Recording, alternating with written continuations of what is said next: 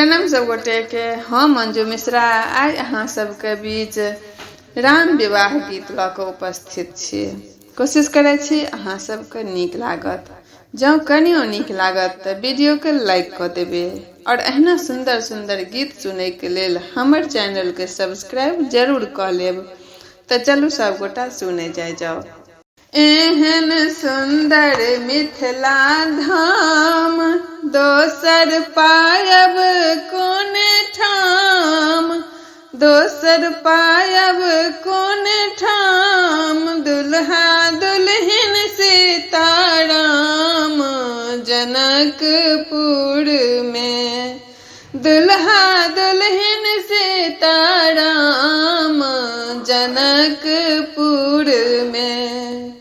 एहन सुंदर मिथिला धाम, एहन सुंदर मिथिला धाम, दोसर पायब कोन ठाम, दोसर पायब कोन ठाम, दुल्हा दुल्हन सीताराम जनकपुर में, दुल्हा दुल्हन सीताराम जनकपुर में, दुल्हा दुल्हन सीताराम जनकपुर में।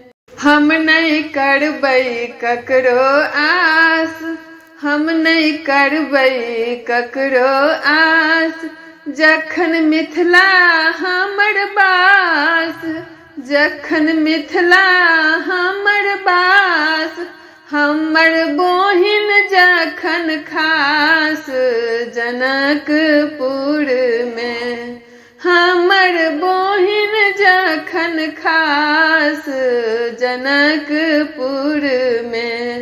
एहन सुंदर मिथिला धाम दोसर पायब कोन ठाम, दोसर पायब कोन ठाम, दुल्हा दुल्हन सीताराम जनकपुर में, दुल्हा दुल्हन सीताराम जनकपुर में।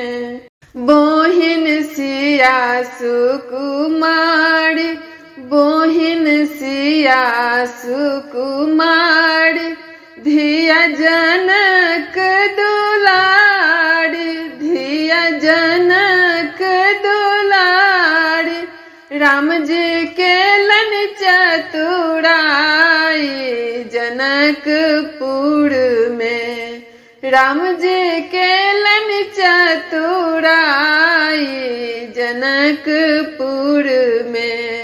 एहन सुंदर मिथिला धाम पायब दोसर कोन ठाम, दोसर पायब कोन ठाम, दुल्हा दुल्हन सीताराम जनकपुर में, दुल्हा दुल्हन सीताराम जनकपुर में।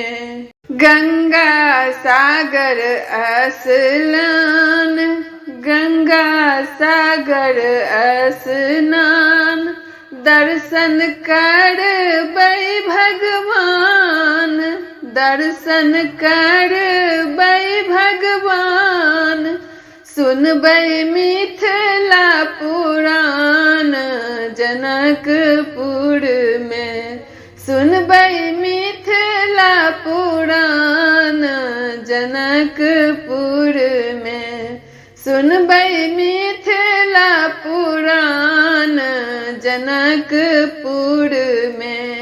एहन सुंदर मिथिला धाम दोसर पायब कोन ठाम, दोसर पायब कोन ठाम, दुल्हा दुल्हन सीताराम जनकपुर में, दुल्हा दुल्हन सीताराम जनकपुर में, दुल्हा दुल्हन सीताराम जनक जनकपुर में।